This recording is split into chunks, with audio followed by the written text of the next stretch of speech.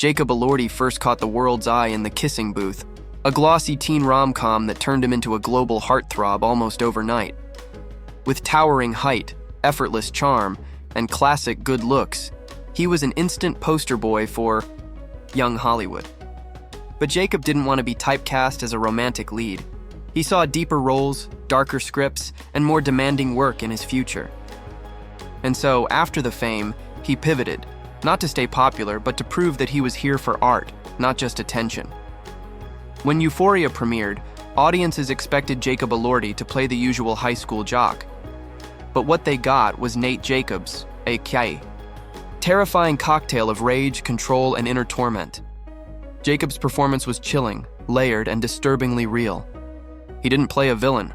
He inhabited a broken young man shaped by toxic masculinity and emotional repression. It was a role that demanded nuance, and Jacob delivered with an intensity that shook audiences. He broke the teen idol mold and emerged as a serious actor with serious range. Few actors his age would risk becoming unlikable.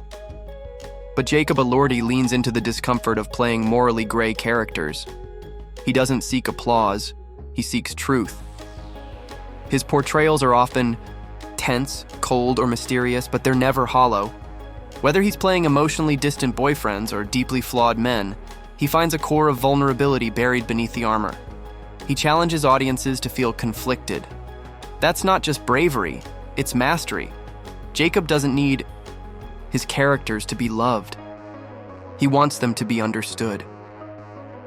In Sofia Coppola's Priscilla, Jacob tackled a daunting role. Elvis Presley, not the king of rock, but the complicated, flawed husband seen through Priscilla's eyes. It was a different Elvis, stripped of glamour, reimagined through subtle power dynamics and quiet control. Jacob approached the role with restraint and haunting grace. His Elvis wasn't a caricature. It was a man whose myth overshadowed his humanity.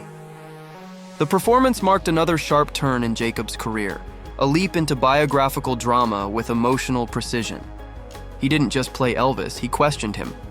Jacob Elordi's visual appeal is undeniable. He's a muse for fashion houses, photographers, and directors alike. But what sets him apart is how he uses that aesthetic, not as a mask, but as a contrast to deeper turmoil. He often plays characters whose beauty hides chaos, whose confidence conceals cracks. He's become a walking paradox, both alluring and unsettling, polished and raw. Whether suited in Valentino or disheveled on set, he blurs the line between icon and outsider. He's not performing perfection, he's revealing imperfection underneath beauty. Jacob has been vocal about his discomfort with sudden fame. He's not obsessed with being known, he's obsessed with staying real. He's spoken candidly about the pressure to maintain a public image, the isolation of viral popularity, and the exhaustion of being idolized for roles that don't reflect who he is. But instead of chasing the spotlight, he sought quieter projects, indie films, and collaborators who care more about substance than surface. His resistance to fame has become a defining trait, one that makes him more authentic with every interview. With his towering frame and brooding gaze, Jacob Elordi has become a go-to figure in the world of high fashion. He's fronted campaigns for Boss, Bottega Veneta, and walked editorial spreads for GQ and Vogue. But he brings more than just looks. He brings mood. His style is sleek, minimal, and sometimes deliberately disheveled, exuding a quiet defiance of Hollywood glam. He's become a fashion favorite not for playing it safe, but for making every outfit feel like an extension of a complex story. An age where many stars chase franchises and blockbusters, Jacob Elordi is doing the opposite. He's turning down mass-market roles in favor of emotionally rich stories. From Saltburn to the Sweet East, he's choosing scripts that are provocative, polarizing, and full of tension. He wants characters that scare him, challenge him, and stretch his craft. That choice may not guarantee the biggest checks, but it guarantees the longest-lasting legacy. Elordi isn't building a career for today. He's building one for the long haul. Jacob Elordi is still at the beginning of his career, but already he's made a powerful impression. He's shown that he won't be boxed in by genre, appearance, or expectation. With each new role, he carves a deeper niche, one where beauty meets pain, stillness meets chaos, and fame meets resistance. He's not trying to be the most liked, he's trying to be the most honest. And in an industry full of noise, that clarity stands out. Jacob isn't just becoming a great actor, he's becoming a cinematic enigma for a new era. Hunter Schafer didn't just step into the spotlight, she reshaped it. With her ethereal beauty, hypnotic presence, and fierce individuality, she became the kind of star Hollywood didn't know it was waiting for. As Jules in Euphoria, she offered a performance so vulnerable, so otherworldly, that it redefined what Gen Z representation could look like. She's not acting for fame, she's offering truth. Every expression, every line, every silence from Hunter feels like a message whispered, directly to a generation longing to be seen. While Euphoria dazzled with its visuals and chaos, it was Hunter Schafer's portrayal of Jules that gave it its soul. Her performance wasn't about playing a role, it was about embodying a journey. She explored queerness, identity, love, and escape with a rare emotional transparency. In the special episode Fuck Anyone Who's Not a C-Blob, which she co-wrote, Hunter proved she's not just a performer, she's a storyteller. That episode peeled back layers of Jules' psyche, turning TV into a mirror for thousands of trans youth. She didn't just star in Euphoria, she anchored it. Before she was on screen, Hunter was conquering runways in Paris, Milan, and New York. With her striking features and unmistakable presence, she became a favorite for brands like Prada, Dior, and Marc Jacobs. But modeling wasn't the dream, it was the gateway. It gave her confidence, visibility, and a voice. And when she transitioned from fashion to acting, she brought that same magnetic confidence to every frame. Her modeling past didn't fade. It infused her performances with elegance. In Edge, beauty wasn't the destination, the truth was. Hunter Schafer doesn't just represent the trans community, she uplifts it. She speaks with fierce honesty about her experience as a trans woman, but she never lets that become her only story.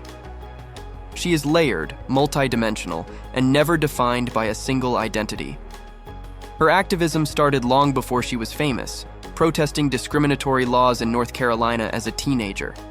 Now, with a global platform, she continues to advocate for trans rights, mental health, and artistic freedom. Hunter doesn't preach, she lives her truth, and that authenticity becomes a beacon.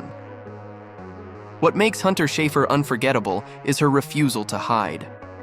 On screen, she allows her characters to fall apart, desire recklessly, hurt openly, and heal slowly.